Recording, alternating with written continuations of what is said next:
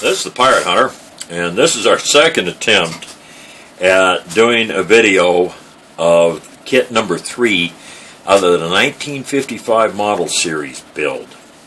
The first one we did come out quite well, actually. I'm rather impressed with it, or was, till when I tried to export it off my Tab 2 and it told me I didn't have enough room, so I got the bright idea to clean everything out, and I did, including that video. So we're going to start over on this one again. When I did one of the others, Kevin Larkins, and if you get a chance, go to his website, or his YouTube channel, Kevin Larkins, and look at the ship he built. Very, very good looking build on it. Looks really good. Now, he asked me a question about how brittle this plastic is on some of these models, so I thought I would do a test on it. And on my cutters it says use safety glasses. Well, when I cut that piece of big thick sprue that these just to see how it was, and it launched out of there with a 3 cushion bank shot, I was beginning to wish I'd had my glasses on. It come out of there, it hit a chunk of styrofoam I have for the diorama for the North Africa group build, ricocheted off that, hit the wall, ricocheted off that because I have just the bare wall without the insulation or the drywall on it, and hit the table and went somewhere. Second time I tried it was about the same, so we gave up and didn't try a third time. But when I cut some of the parts, I cut some of the parts off the sprue on the medicine wagon, and they cut off quite well. There's no problem on it. In fact, I mean, these sprues are pretty good size. We'll get into it when we do the review here right shortly when I get done waffling. The sprues are really big, but the parts are really, when they're attached, are attached rather thinly, to put it that way. So, is it harder than some of the other kits that I've run across? No. Nigel Wells, I believe, did an M113, I think it was, that it was that way. The plastic was so hard on that, I think, Academy kit, that it was the same thing. Anytime you cut anything, it took off with a Kaflingi, and the Carpet Monster had it. So it's just, it happens. Remember, this plastic is out of 1955, so it's probably an entirely different formulation. And a little bit more waffling, then we'll get to the review. When I did my Kettenkrad review of the Dragon kit from 2013, it says their kits are now being made with styrene and PVC plastic. And one thing on the instruction says you can remove the flash using thinner. Now, if that thinner will eat flash, what is it going to do to really fine detail on kits? I don't know. Cohen asked me Cohen and I went back and forth on a couple messages about it, and I don't know what it'd do. I really don't. Is it going to eat the detail? I don't know. I'll have to try and find out when I get to that. On that one's going for, hopefully, for a D-Day group build. I hope. There you go. Okay. Now this box here, it says Western Figure Set, Revell Authentic Kit. It's not. This is the lid that was on this box.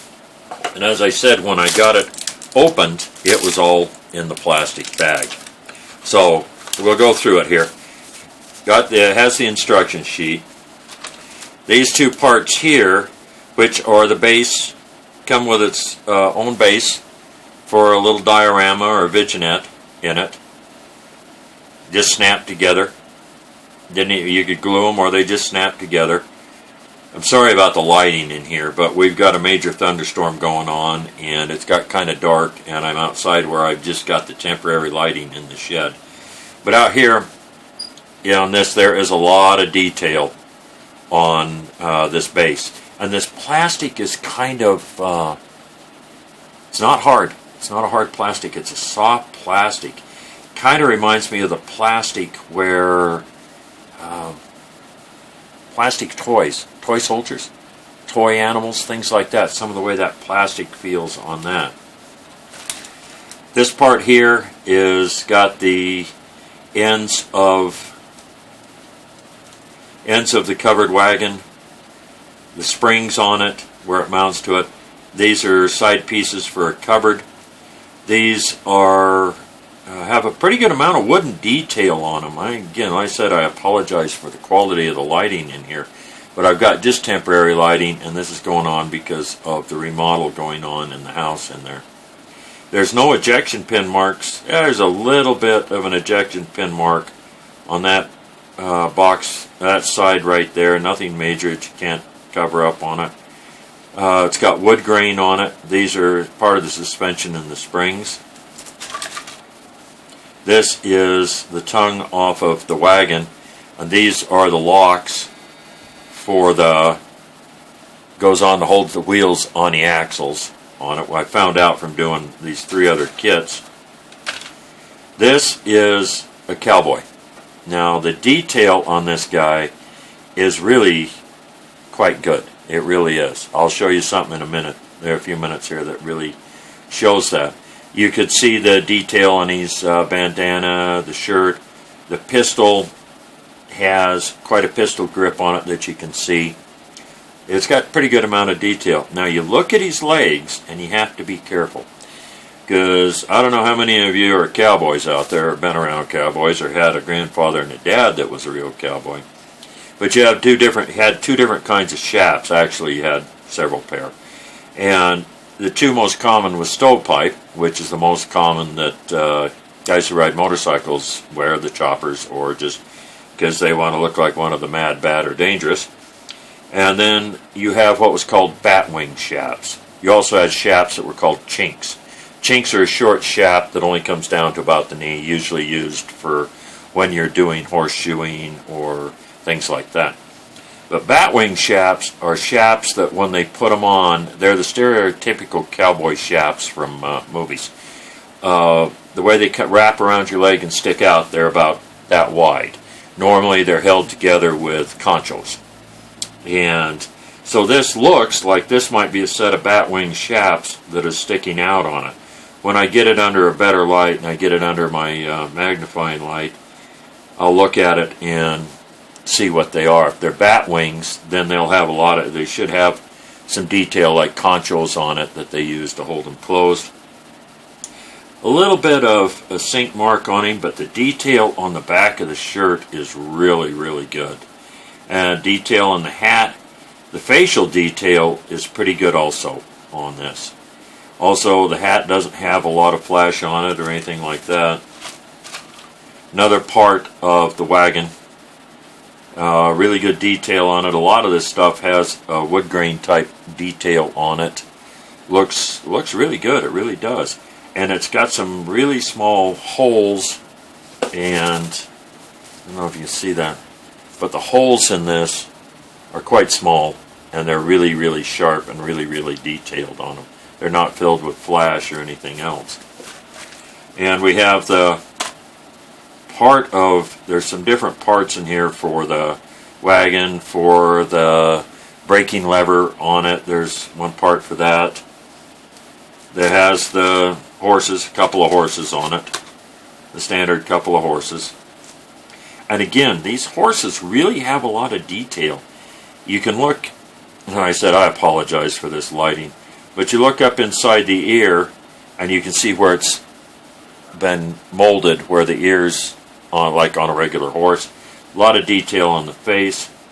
The tail has a pretty good amount of detail in the tail and the horsehair on it. All the harnesses and all the buckles and everything have a good amount of detail on it. All the horses are that way. They've been that way on all 3 of the kits. You can see on it where all it goes through all the loops, all the traces. Again, on this tail, this is off another half of another horse.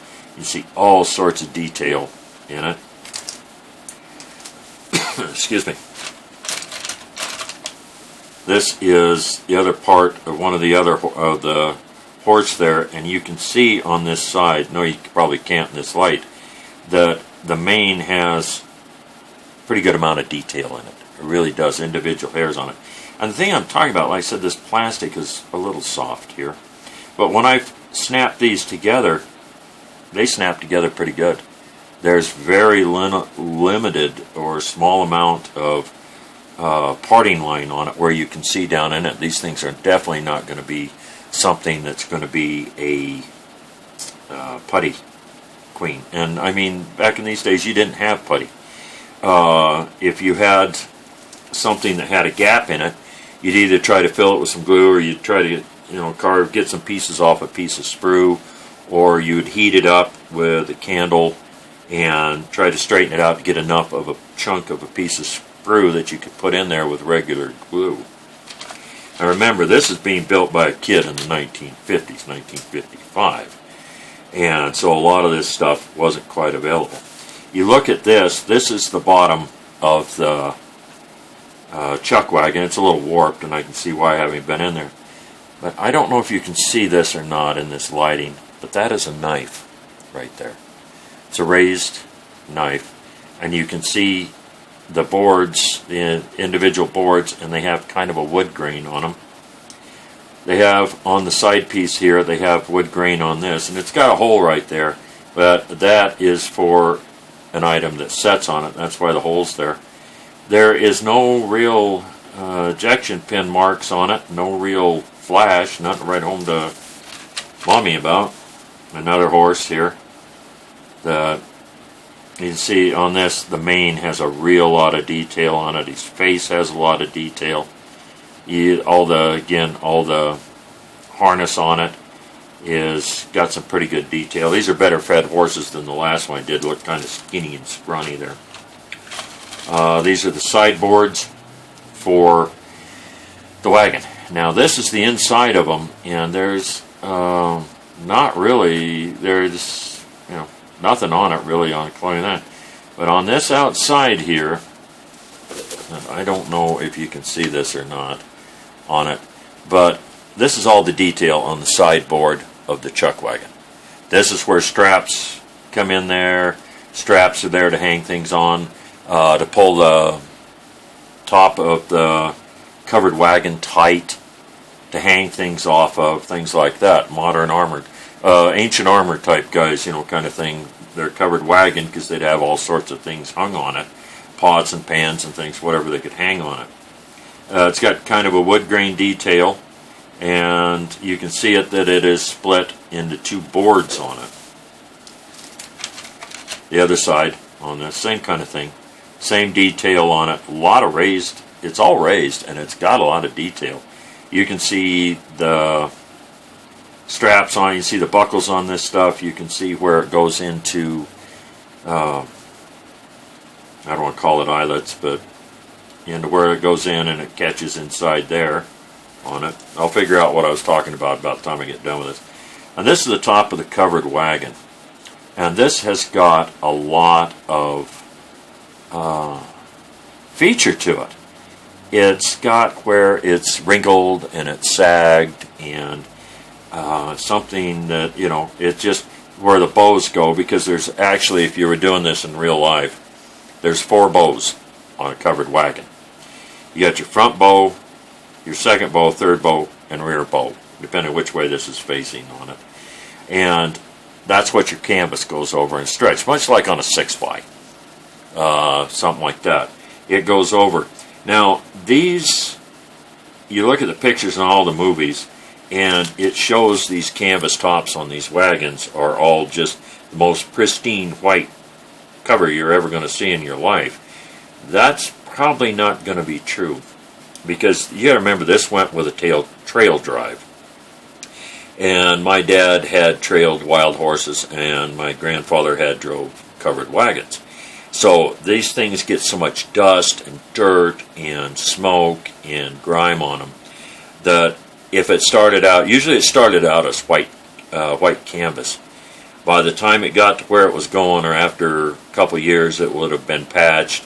It would be very faded, not faded, it would be very grimy, dirty. This thing's a perfect thing to do weathering on and washes on, because it would be white in real life, but over the course of several years it would really get dirty. This is the cook. I like this guy. And he's got a pretty good amount of detail on his face. I'm using a tab 2. I'm not using a regular camera on this. He's got a pretty good amount of detail in his face. He's got the bandana, the vest. It's got a lot of detail. His apron's got a pretty good amount of detail. And these fingers right here, you can see all 5 fingers on him. This is just a mite soft, but nothing major. You can see where it comes, his vest comes around on the back on him, where his boots are. The boots look good. The pants have all got wrinkled like they should have on them. And this is the other character here. On this is the guy sitting down. This would be either Hispanic, Mexican, depending on the time frame that you were talking about. And you can see because he's wearing, a sombrero. He has got a serape around him. Most cowboys, most American cowboys out of the American West wore cowboy hats. The vaqueros they come up out of Mexico and were in the area of Texas, Southern California, what was to become Arizona, Nevada, and this all wore the sombreros, they wore the serapes on this. It's got a lot of detail. You see where the serape comes around and it's wrinkled on it. He's sitting cross-legged there. Neither one of the cowboys or this guy has a set of spurs on, which would be kind of amazing. He's got something there, but I don't think it's a spur. I'll have to look at it under a pretty good magnifying glass. But he's got a lot of detail on his face, a lot of detail on the whole body on this. And the hole in that one side here it's for the water barrel here, which comes in 2 pieces. It's a 2-piece water barrel. A little bit of flash on it, a little bit where it was cut off the sprue. Nothing major on it. Fits pretty good, really. I just have issues with my hands getting them to work. But it's got a lot of detail on it. It's got the bands on it, the individual wooden slats in it that you made barrels out of. And everybody said some of these barrels were pitch coated, but most of them were designed to, once you filled them with water and once they swelled, then they wouldn't leak. But if you let them get totally dried out, they would shrink and the staves would collapse on them and the bands would fall down. Now these bands were put around them as a steel band and they were put on when they were hot to do this. And once it was cooled, then it would shrink down and hold it in place. Well, you had to keep it filled with water. If you didn't, after X amount of days in a lot of this country that had about a -3% humidity, it would start to shrink and would collapse on themselves. Like I said, some are pitch coated, things like that. On this is the reason I know about this is a shelving arrangement, because I've already done this once. Shelving arrangement that's set in the back of it. It's got kind of a wood grain on it on the front and on the top right here. It looks pretty good, really. It's got pretty good amount of detail. There is just a little tiny few bits of ejection pin marks on it. Nothing major, nothing that you can't won't be just a couple swipes with sanding board stick and it'll be gone and done. This is half of the calf and the other half of the calf. So here is, it's pretty good detail on this calf. It really is. And it's, just the facial features on it. The ears have got good detail on it. The legs have got pretty good detail on it. And it's really fairly symmetrical. And this is the only thing that really has any flash on it. And this is kind of I don't know if you can see this. This is really tough to do this. This is a cooking pot. This is the only thing that really has any flash on it. But it's nothing really that major on it that it does. So nothing's going to be anything major, just a little bit of sanding or a little bit with a X-Acto knife, but if you use an X-Acto knife, the way this plastic is feeling, it feels kind of slick, like I said, like plastic toy models.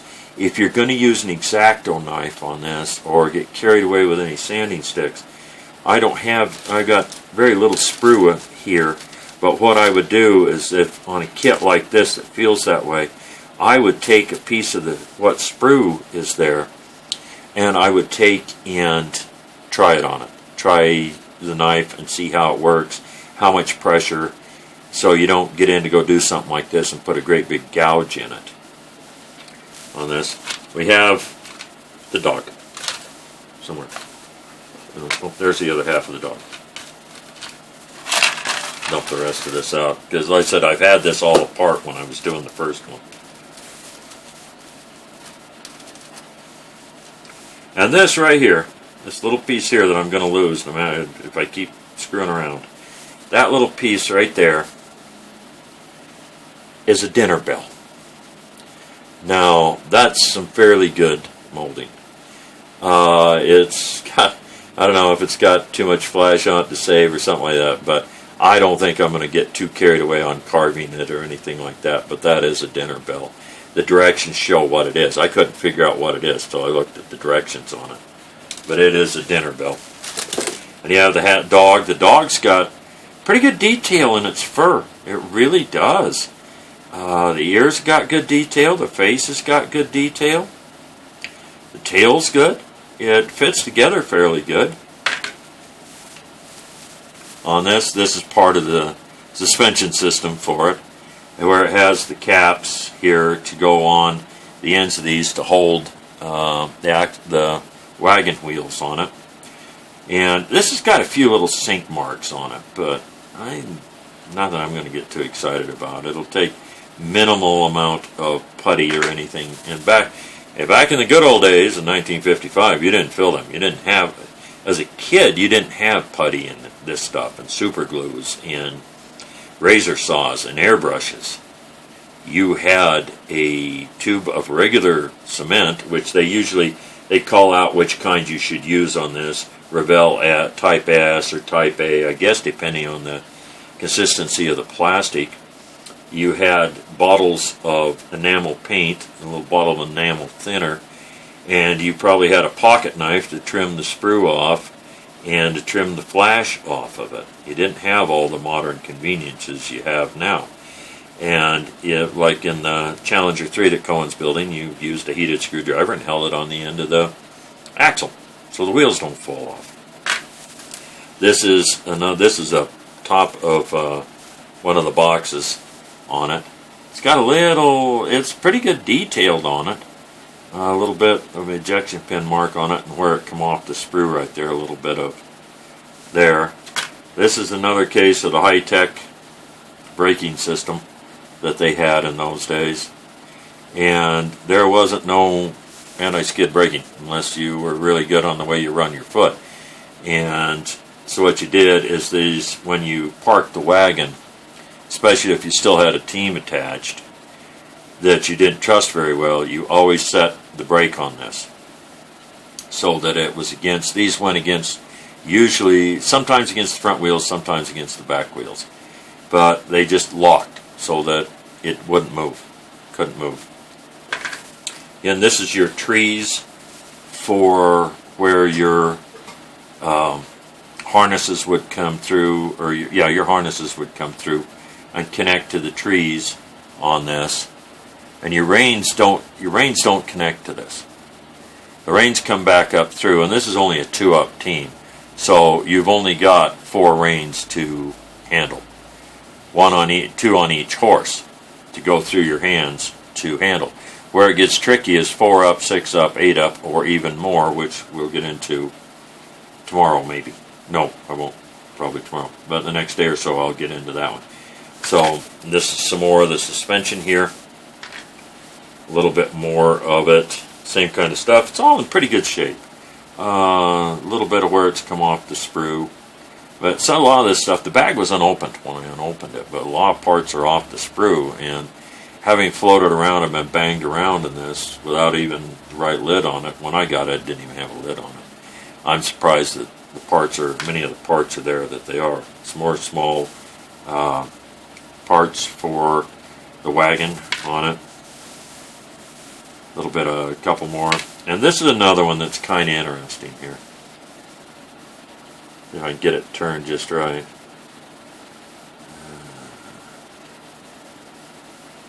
I'll just keep screwing on it here. That is a coffee pot. And if you can see it, which you probably can't in this light, yeah. I don't know if you can see it or not, but that's the handle. And the handle is opened up. And it's got the percolator top on it. Now, I don't know if you guys have ever used this old style coffee pot or not. They had a couple different kinds.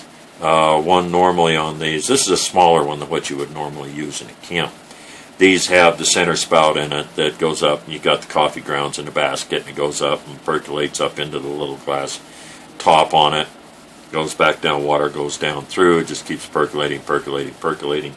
The longer you let it set on the edge of the fire, the better that coffee gets, trust me. And then there was others that were quite big that when you put the coffee grounds in it, you put the water in cold, threw the coffee grounds in, just boiled it up, and you could throw an egg in there, and it's supposed to gather the grounds up around it and just kind of cook it into the egg. I was never brave enough to try that. Okay, the wheels are pretty good. There's a little bit of ejection marks on them, but not much. There's like 3 on them is all.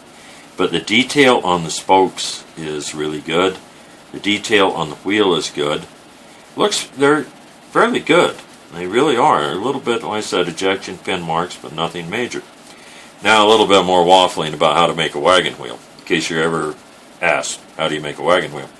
What you do is you take your hub, and then you put all your holes in it, then you put your spokes in it, which start as usually long square pieces of wood, and you use the spoke stave to shave them down to get them whatever shape you want.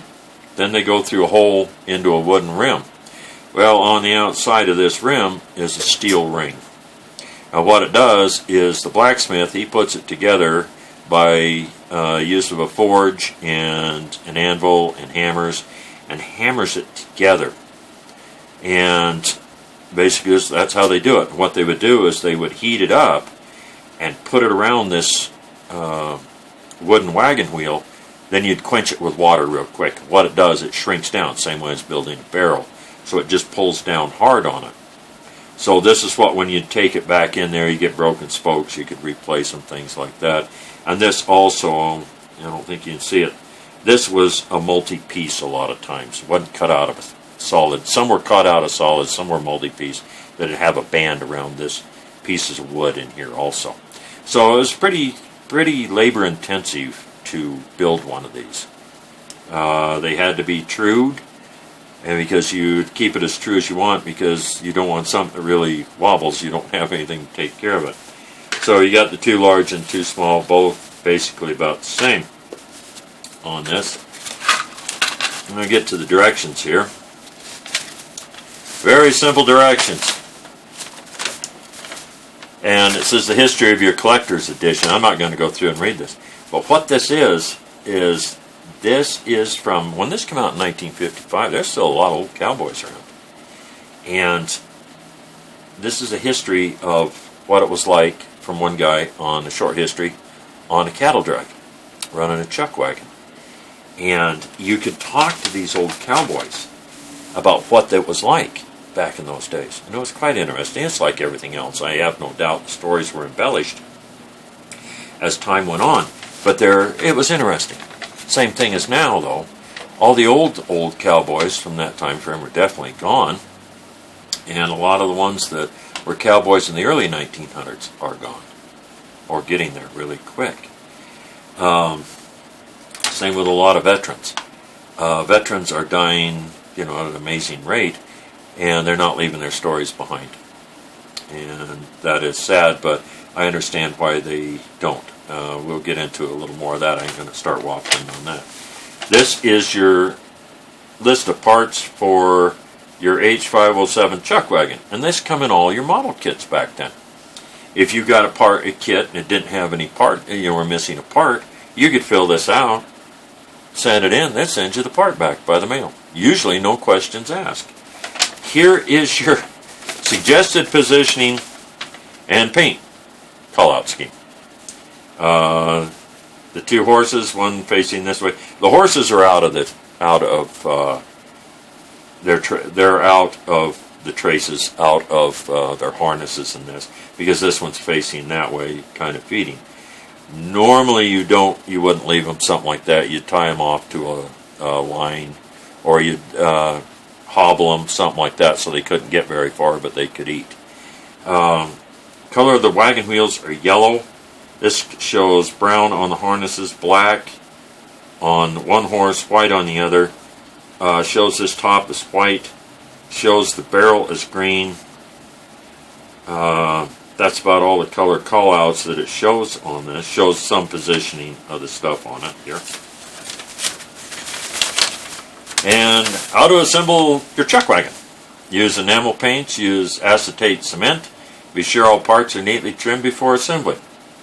So here is your complete instruction kit on how to build a covered wagon. And it's really pretty simplistic on this.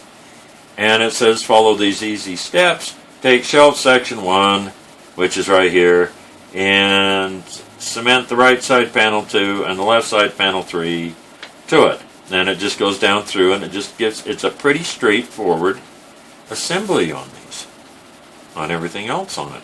Really, these kits, if you were a kid and you didn't want to paint, you could sit down and build one of these kits in about an hour. And when you're about, 6 years old, 5 years old, 6 years old, things like this, you have an attention span about that long, and so you're not going to do as much as you should. Now, my grandfather is the one that built a lot of these, and I don't know what happened to the majority of the ones he built. Something happened to him over the years. I really can't say what, I don't know. But one thing I did find when I was given a whole bunch of this stuff is he had built one of these kits. And this kit here is the one he had built, one of them he had built. Now, he was probably in his 70s when he did this and painted this. Now, you can see, cowboys back in them days didn't wear green hats, but my grandfather, he can paint a hat any way he wants. But you can see on it the detail on the hands in this, holding the coffee cup, the way it was painted. He had it glued on to something before he painted it. And you see the way the shaps are, they're definitely a type of bat wing shap on it. The way the pistol is painted. The way the cook is painted on this. It just really, the paint in this dim light does show a lot of the detail on it. It really does. I said, this was days of paintbrushes. We have the little calf on it who has lost his tail. So he is a short-tailed calf. He's got a silver collar around his neck for some reason. About the only reason I would have a collar around his neck was if they had him staked down, or staked out there so they could make him come along, follow along, or something like that. The Hispanic dude is attached to it. The wagon, as you can see, has come off from it. And I think a large part of it was painted then glued without the paint being removed off of it.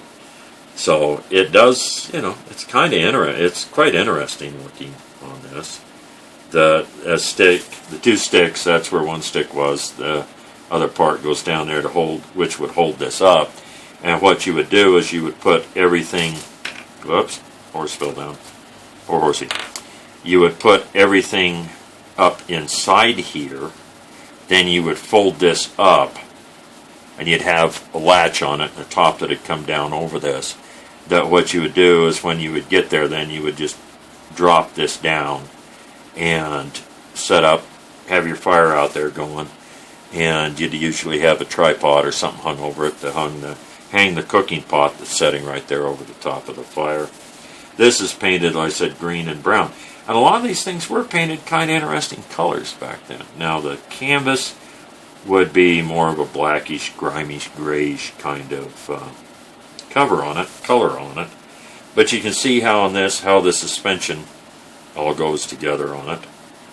So it's really pretty simple. It really is. It's really a very interesting kit, kind of an interesting trip down nostalgia lane to kind of waffle on this a little bit. If I can get that back in there somehow. No, let me got my trifocals on. Somehow, yeah, we'll mess with it more. Oh, there we go. And you just took a little piece of, you had that, like I said, your diorama base. Just took a little piece of plywood or whatever, painted it whatever color you wanted, glued it on, and just set it up on there. And this one you can see where the brakes are on this, how they go against that back wheel on it. At times, if it was really steep, they would take and would tie logs or whatever to these wheels, so they would just come around and hit up against the wagon. That was it. That was a straight skid down there on it. Not a whole lot of braking control on it. So this is the one my grandfather built. Now I'm going to restore it. By restoring it, I'm not going to tear it all apart and repaint it or anything else like that, because that's not how he did it. I'm not going to go through and fix a lot of the mistakes or anything else. I will go through and get the figures back on it and get them glued on, where he had them and where they were at, and put it inside, put it up on a shelf. Get one of the little cases that you can get and put it up on there. There's not something that I would particularly want to tear apart and redo. There's no need to. Keep it as a memento. So that is about all I have on this one. I was going to try to get to part 4 tonight, but I don't know if I'll make it. It's going to be another long video, about as long as this one, or probably a little bit longer. It'll be a longer one, and tomorrow I have a crumb-snatching little granddaughter to chase around, so I'm not going to get to it tomorrow. So, as always, take care of yourself and each other. Go to the International Scale Modelers website. Very good website. There's some very good people there. There's some excellent tutorials. There is some very good people on YouTube that do some very excellent tutorials, builds, that are well worth looking at. Very good people to deal with on asking questions to, things like that. You will find them just by looking. They're out there. They're very easy to find, really. But here we are. And this is the end of the number 3 kit review from 1955. This is the Pirate Hunter. Again, take care of yourself and each other. Till the next time.